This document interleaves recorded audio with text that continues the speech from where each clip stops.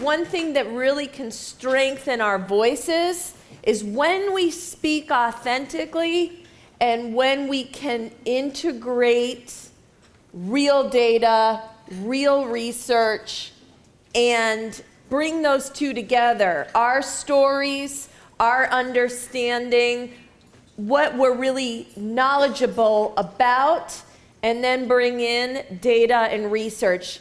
And sitting with Michelle Bailey over lunch yesterday, I was like trying to get a sneak preview of the presentation you're about to hear right here, right now. And I was trying to get, oh, tell me, because I'm a complete data junkie. Love it.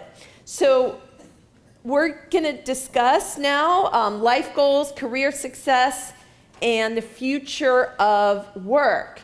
Michelle Bailey is the Group Vice President and General Manager of IDC Research, and she's going to walk us through the results of the latest Women in Technology International research.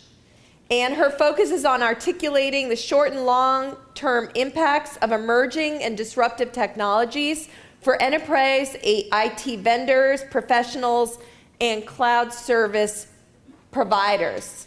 So get your pen out, your phone out. Remember #Witty or #Witty Summit. Let's educate ourselves with this incredible data and become stronger as thought leaders. Thanks to Witty and Michelle.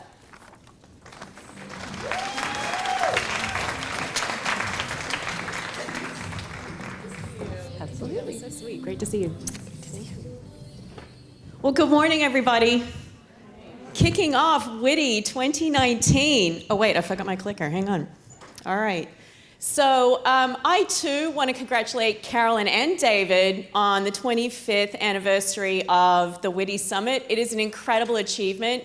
I think that we all talk a lot about gender diversity and the issues around diversity in the workplace today, and I think it's a much easier conversation than certainly what it was 25 and 30 years ago when Carolyn started Witty. So congratulations to Carolyn and David again. So we are going to take a bit of a step back here. When I was putting this presentation together, I thought, what was it like? What was the technology like at the first Witty Summit? What were those women carrying when they came to the Witty Summit? It's like, oh, they weren't even connected to the internet. They didn't have dial-up at the first Witty Summit. Surely not. Didn't you all love Netscape when it came out? That browser that browsed to nowhere because there were no websites. And then we had our unsmartphones. These are phones that you only speak on. You don't do anything else on them. You just call people. That phone was $1,000 when it came out. I paid $1,000 for my iPhone. $1,000 was a lot back then. And it was so expensive to make a call. You'd pick up your cell phone and be like, hey, I'm on my cell, I can't talk, call me back on my landline. And you'd hang up, right? Because it was so expensive. And then we had our portable computers. That black portable computer there, I had that at my first job, but I was never allowed to use it. The boss only used it because he was important. Do you remember that laptop? It had the little red knob on it, the middle with the mouse. It was impossible to use. You could never use it. But we were allowed, as the analysts, we were allowed to use that computer that was in the middle. We used to call it the sewing machine.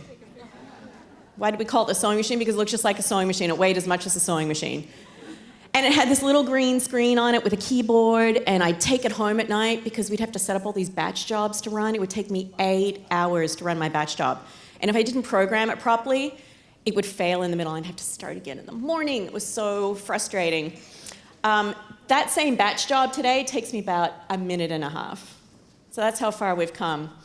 And then it was the battle of the server and operating systems. There wasn't even a thing as a server back in 1994. We were just getting started. And those servers were amazing. You could run more than one application at a time on the server, okay?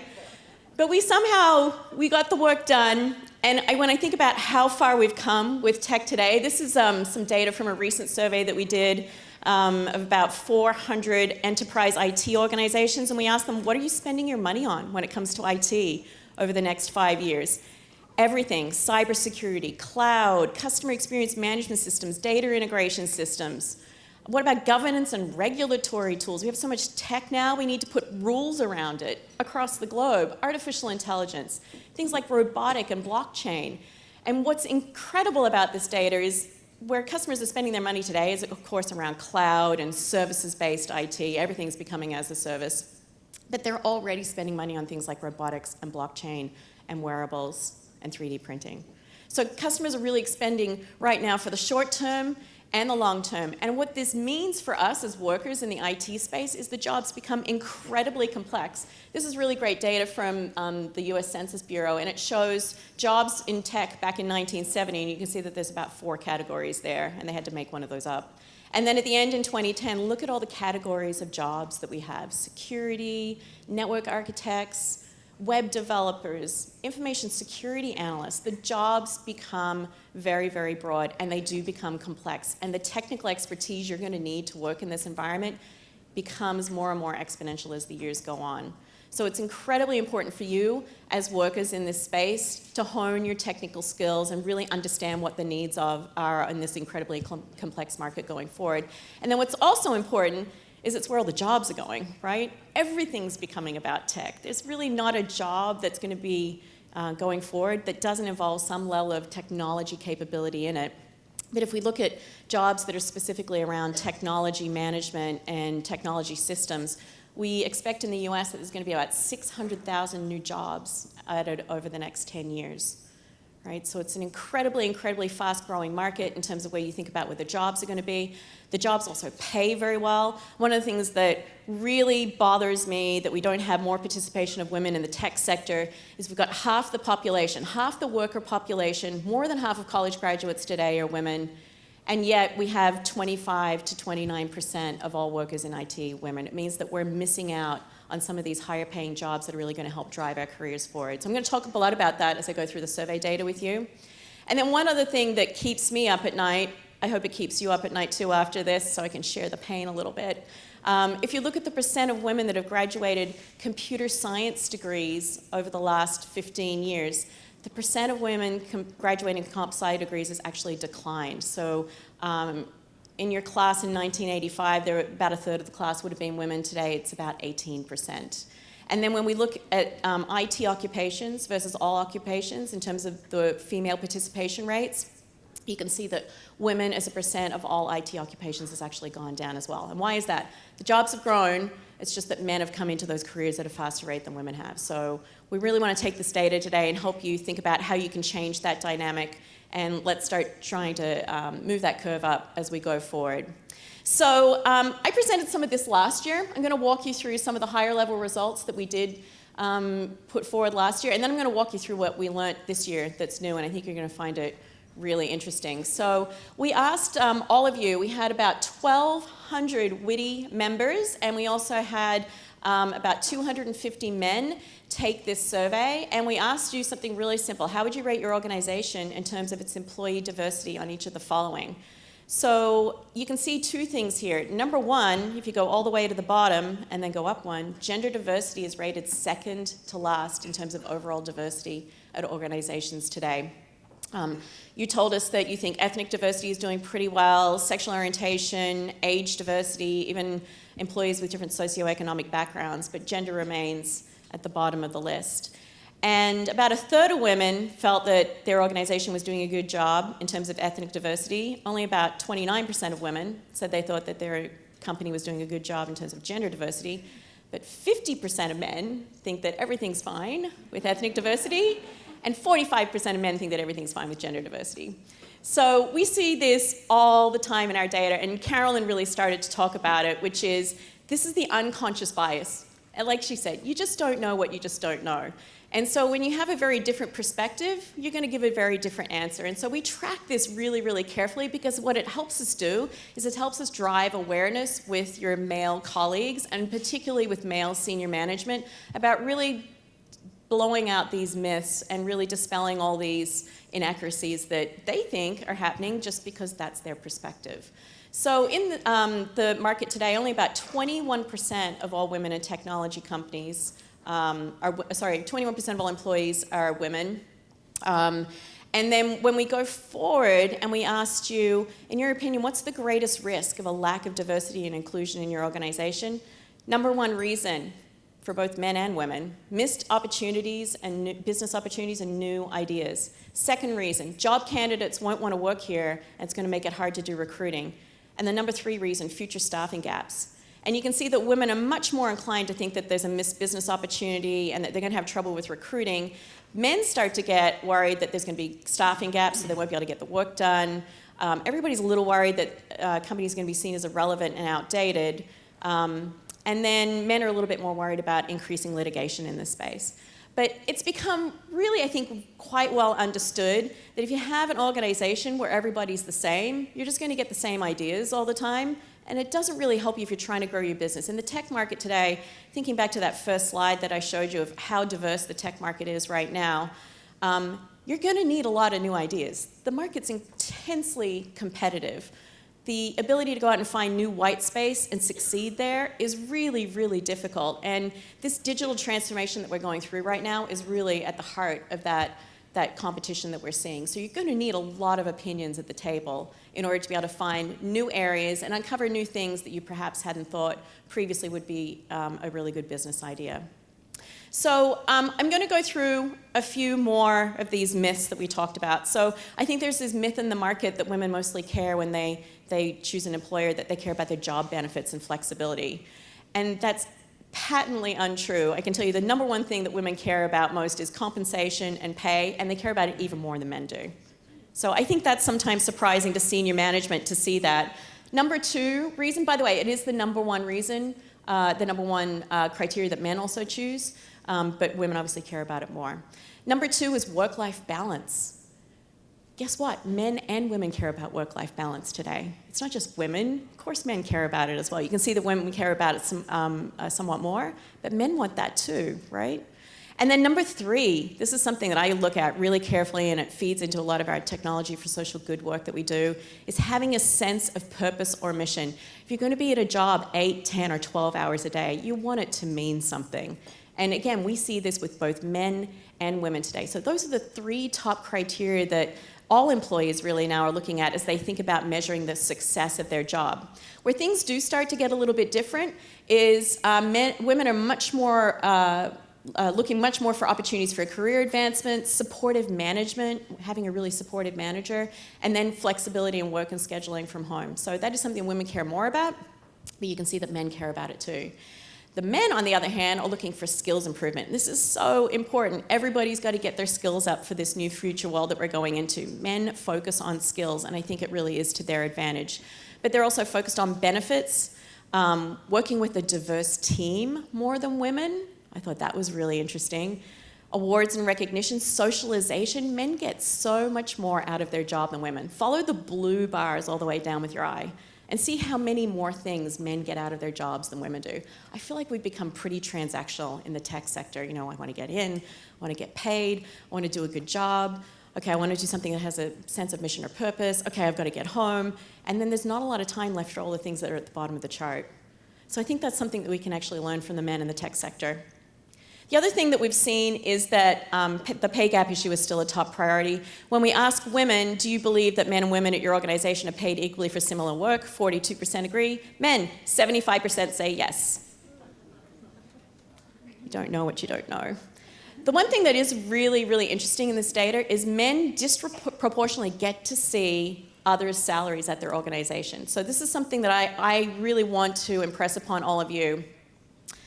How often do you get to see what other salaries are at your company? Do you ever compare it? Do you ever talk to your friends and say, hey, just wondering, how much money are you making?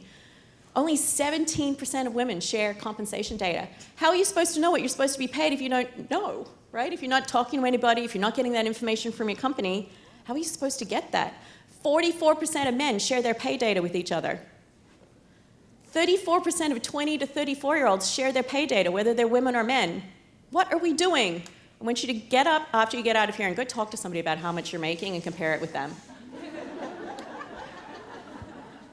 And then here's something else. We hear a lot about this. I've been talking about it. Unconscious bias is real. This is actually data from last year. We tested a number of statements, And what you're seeing is conditions for women. So we had a bunch of statements that had sort of negative consequences for women. So at the top, women are underrepresented in STEM fields at my organization. 56% of women agree, 26% of men agree. At the bottom, positive statements for women. I'll look right at the bottom. Qualified men and women are equally likely to be promoted at the same rate at my organization. Women, 24% agree. Men, 45% agree. Okay? So we just have to understand that we all think differently. And as Carolyn said, we have different biases. Men have their own biases. Communication is really the ability for us to be able to share and understand what those differences are and use this data. And then workplace discrimination. So it's well reported that women think that there's a heavy culture of discrimination, particularly in the tech sector. There's certainly a lot of examples about that I won't go into right now. But here's some really great data from the survey that I want you to take back to the office. The more diverse your organization is, the less number of issues of discrimination there are. Some people think that's counterintuitive. Oh, we let the women in, suddenly they're going to be suing us left, right, and center. No, no, no. It's the opposite. The more diverse your organization is, the more everybody understands each other. It creates a much better culture, a much better environment. People listen to each other. You get to understand somebody else's viewpoint. Creates a much, much better work culture. And it saves companies going through litigation. That's a good business deal. And then based on what you've seen or heard, how would you describe your organization's approach to workplace discrimination? Number one, they act quickly and decisively and take any claim very seriously. About 36% of everybody in the sample said that. 48% of men said that yes, they act quickly. Only 32% of women said they act quickly. And then you can see that there's other options there, investigate, but there's repercussions for the person reporting discrimination, or they say they don't really care or do anything. I would just say this, 36% is not enough, right? Everything should get acted on quickly. If you're working in an organization where they don't jump on that quickly, you should probably go find somewhere else to work. And then finally, workplace sexual harassment. 48% of the women in this study said that they had been sexually harassed either at their current job or at a previous job. And more of them were harassed at a previous job. Why is that? Because when you get sexually harassed, you leave the job. So we don't want to do that. That's not good for our employees. How about this though? 39% of men said that they've been sexually harassed in their workplace. And this is the second year we've seen this. Last year I didn't really report on it because I'm like, what? It's real. And look at the bottom, So I asked, who is the harasser in these situations? For women, it's overwhelmingly a senior colleague, right? Your boss's boss, God forbid, the owner of the company, or maybe a colleague at a similar level. Look at men. More often than women, it's a customer or business partner. So I'm the mother of a 17-year-old boy, and I've got a 23-year-old daughter. I've talked to my daughter a lot about this. It makes me kind of sick to think about this for men as well. So I think that this is one of these things where we do have to open our eyes a little bit more. And again, I think of my own unconscious bias in this. I wouldn't have expected to see this data. And there were certainly a lot of open-ended comments on this that would support and back this up. So I think that's something that we all need to be aware of. And what's most important is because a lot of this happens with senior colleagues, as soon as those young employees, men and women, come in the door at the company, they should be trained on what sexual harassment is and how to report it and how to deal with it, because there's a lot of fear behind that, particularly when you're young. And then I just think the market's done an awful job measuring diversity in general, particularly around gender. And we just set awful targets for ourselves. So what we did see was that in 2019, there was an uptick in what you said was reporting of gender and diversity goals at your organization. So last year, only 35% of you said that there were diversity goals at your org. This year, 51%. But when we ask what are those goals, they're pretty tepid. So achieving gender balance, which is a 50-50 split, only about 16% in 2018. That rose to 28% in 2019. More often than not, no. What companies are doing is they're increasing the proportion of women as a percent of all employees over time by doing what's in number 3, hiring more women as they bring in new recruits, right? It's a slow, slow process when you do it that way. And then when we ask everybody what's the likelihood of achieving these goals, men, 89%, we're definitely going to get there, women, 65%. So I think that that is pretty positive actually from the female aspect. But I do think that it's going to take a long time if we don't set more rigid goals about driving up higher levels of hiring of women in particular. So here's something interesting. In the 2018 survey, you told us that 34% of all women at your company were employees, and this year we heard it was 37%. So it sounds like that went up. And then 21% of all senior leaders at your organization were women, 24% this year. So that's also gone up.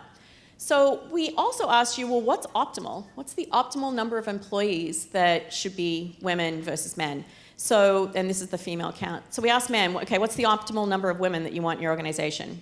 35% for entry level and mid-level, 32% for senior management. What do you notice about those dots? They're below where they already are. Not good.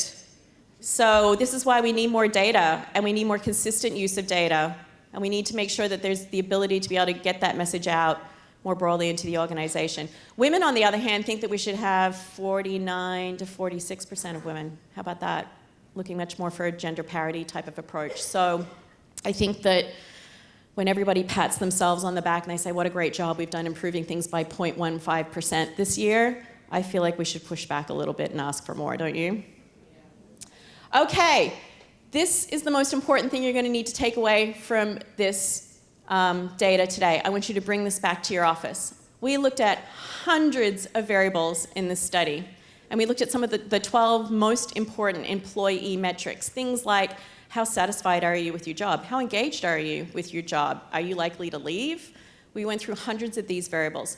By far and away, the single strongest predictor of driving satisfaction of women in IT up into normal ranges is having more women in senior leadership. I thought it was going to be, well, it's obviously going to be at companies where you have 50-50 men and women, right? It's not. It doesn't matter. You can drive that number up to 70% and the women are still unhappy. Why is this? Because women are unlike men. We need to see it to believe it. Men are so much more trustworthy when it comes to the workplace. If their CEO tells them something, it goes happen. They go and do it, right? They see it. They think it's real. They just need to be told about it. Women, on the other hand, need to see it. And we've seen this in so much of the data between men and women. Men are much more likely to believe what they're being told. Women are not likely to believe what they're being told. They need to see it. So here's something that I think is really interesting for you to take back. So if a company has about 20% women in senior leadership, you can see that their ratings for things like job satisfaction, equal pay, likely to stay another year, believe that their company is trustworthy is in the 6 to 7 range out of a 10-point scale. That's not good. That's really low. Bring it up to 50% women. Suddenly those numbers go up to 7 to 8 on a 10-point scale. Now you talk about 80% of the senior leadership being women, they start to go off the charts. They're at 7.5 and 8 and above. So we can actually prove that hiring more women into senior leadership roles will drive up advocacy, it'll drive up job satisfaction, it'll drive up creativity and engagement. We can actually prove it with this data. So here's what I would say. If I was running a company today and I wanted a quick fix on how to improve the mood in the office around the ability of women to be able to move forward with their careers there, I would go out and hire 5 women in senior leadership. I'd just put them in there, or maybe even 10. And what would that cost you? $2, $3, $5, $10 million? I don't know what it is, but I know it's a lot less than all the money that's being paid out right now around discrimination suits, fair pay suits, trying to drive better engagement with women, trying to drive better recruiting, right? It's a cheap, quick fix. And so I said that to a tech executive recently. You know what she said back to me? She said, yeah, but if we do that, then we haven't earned it. It's like, okay. Tell me a man that's ever said to you, I haven't earned it. What are we doing? We are our own worst enemies. So please provide support for women in senior leadership at your company. And I also think it's incredibly important that those women also take their role very seriously and bring other women along with them. So here's something Carolyn was talking about. Do women aspire to be leaders? So we asked this question. We asked it of both men and women. 46% of men said that they aspire to have a board seat. 55% of women said they aspire to have a board seat. How about CEO or president? 43% of men, 22% of women. Okay, how about the C-suite and the ELT, the executive leadership team? About 60% each. And then start my own business. 62% of men aspire to start their own business, only 14% of women. So what do you look at when you see this? It's like women don't mind being on a team, but they don't want to be the person that runs the company. Is that what I'm looking at here? Okay, so then we asked you, all right, if you were going to become a senior executive or develop an executive management role for yourself, what skills would you need? This was the most unbelievable data. Everybody said, I have to have business and finance skills, right? Everybody needs to know how to read a 10K or a 10Q. But men and women were polarized on the skills that they would go capture in order to be able to do that. Men want skills, right? Go through and look at all those words that have skills next to them. Management skills, communication skills, decision-making skills, delegation, presentation, multilingual skills. Men are all about the skills. They're about developing all the skills that they're going to need to get that job done. Look at what women think that they're going to need. I'm going to need to be more political. I've got to be able to set a vision. I'm going to need support from my manager. I'm going to have to negotiate. I'm going to have to build alliances and allegiances. I'm going to need some money. And then I'm going to need everybody at home to support me too. So is it any wonder we don't aspire to senior management? We're putting way too much on ourselves, way too much on ourselves. I would agree with some of those things there. I do think too that for women, I think that we think that we have to develop all those other things and almost that the skills don't matter. I absolutely don't think that's true. The skills absolutely do matter. I think what's more interesting is that men, while they think some of those things on the right-hand side are important, they don't make them the most important things, right? They can focus on that skill set piece. So it is very different.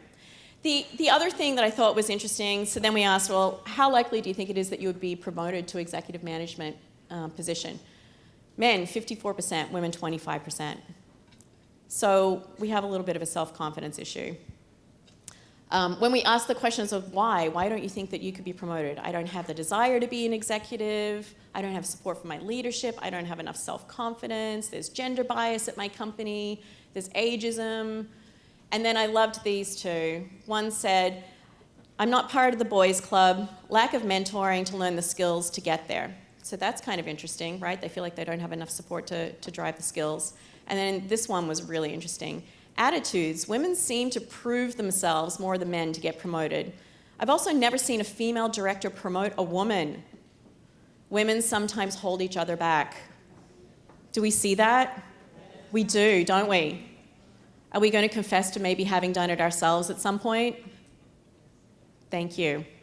Thank you for that one, yes. Absolutely, I see this happening all the time. We're so much better off building those alliances and allegiances with each other rather than competing against each other. We would be so much further along, I think, if we had done that. And I think that what I tend to see is women who have gone from and worked at a lot of different jobs at a lot of different companies tend to have a much more collaborative approach. I think we get really competitive when we stay at one place for a long time and everybody's battling it out for the next position.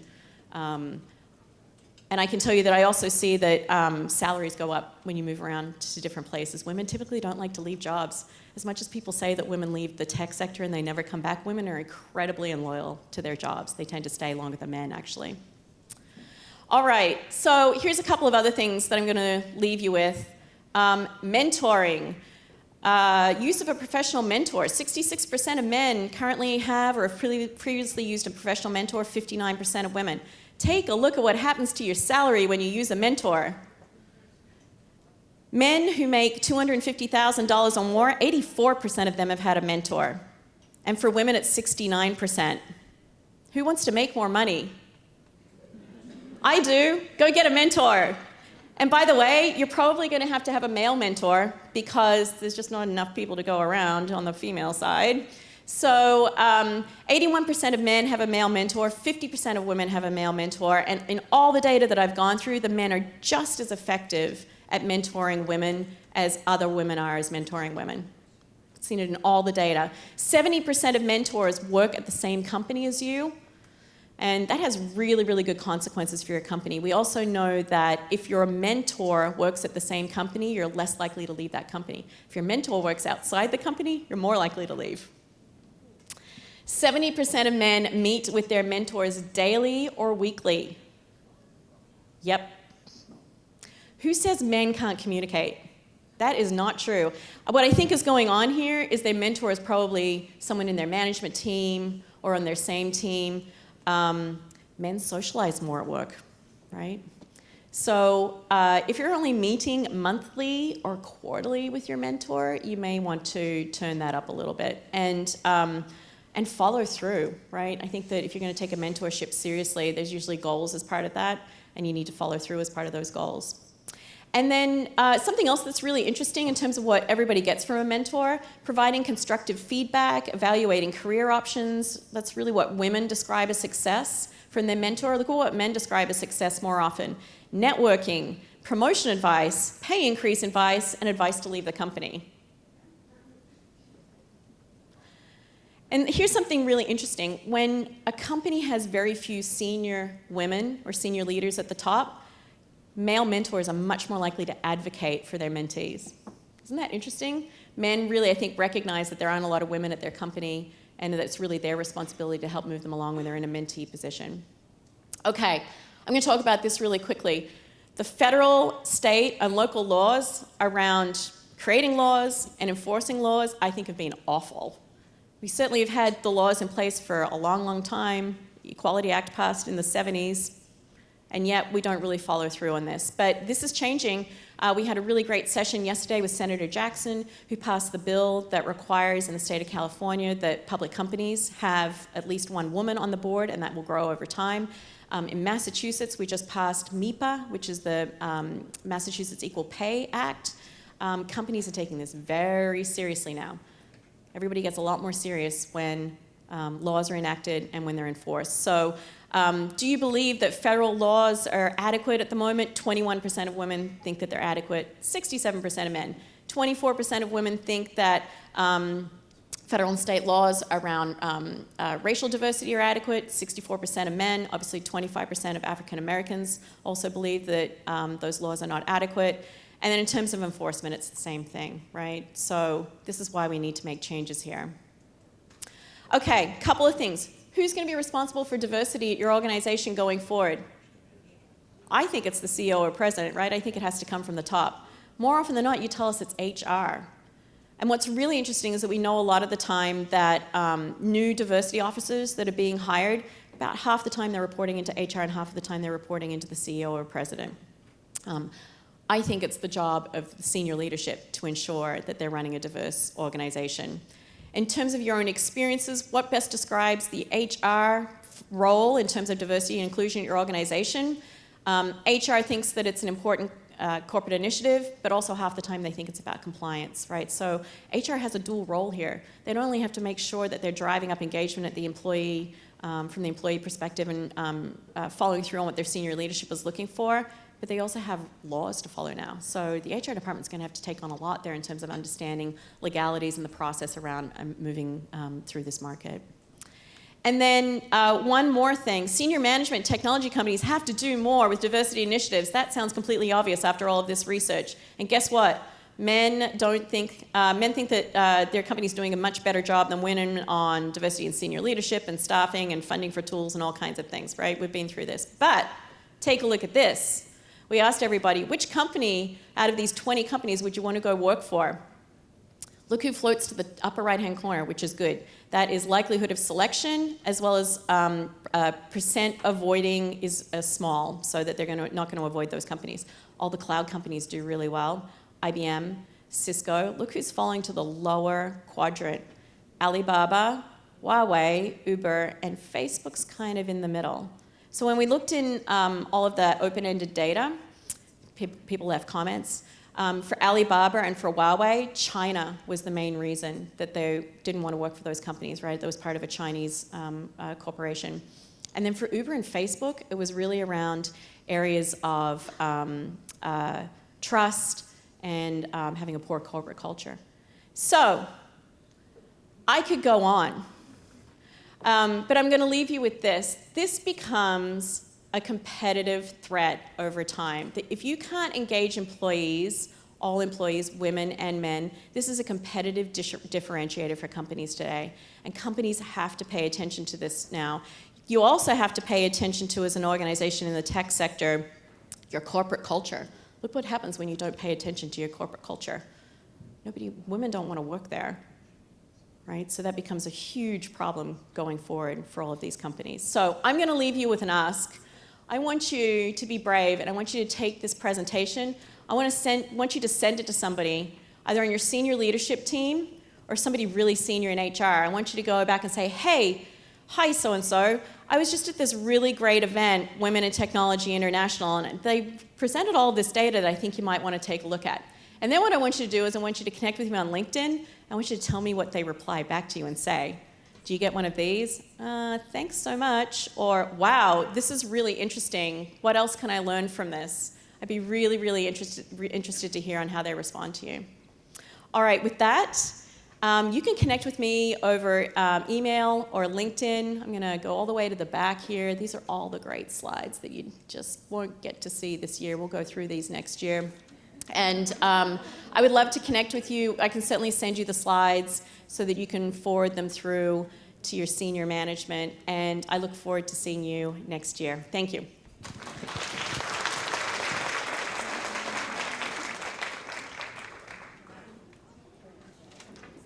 People ask me, I often get the question, have you had to compromise? And the answer is, of course I've had to compromise. So the issue is choose what you compromise. As you're juggling all these balls, choose which ones are going to drop, because you know what? They are going to drop. There's just no question about it. But if you pick the ones that are going to drop, then hopefully it won't be your kid that's on the floor, right? So it's a question of choosing how you compromise. So balance is really critical. I had a quick conversation with Dawn earlier. I don't want to steal your thunder, but she said tomorrow she's going to talk a little bit about balance because she hasn't quite learned how to do it yet, because Dawn just has a 1-year-old. Well, I have an 8-year-old and I still haven't learned how to do it. But I constantly think about it and a big issue. So what are some of the things that I think help with balance? Learning to say no. I still feel guilty about it every time I say no, whether it's to my parents or to speaking at a conference or helping a woman who calls me up and says, could you do X, Y, Z? And I have to say no, because there's only so many hours in a day. And then the second is learning how to say help.